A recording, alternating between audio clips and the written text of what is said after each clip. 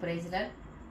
లింట్లోని 40 డేస్లో భాగంగా 6వ పాట ఆంధ్ర క్రైస్తవ కీర్తన పుస్తకంలో నుంచి ఎంత దూరం మోయించెదరు, ఎంత దూరము మోయించెదరు స్వామి కింత సిలువానెత్తి సుంతైన దయలేక, ఎంత దూరము మోయించెదరు.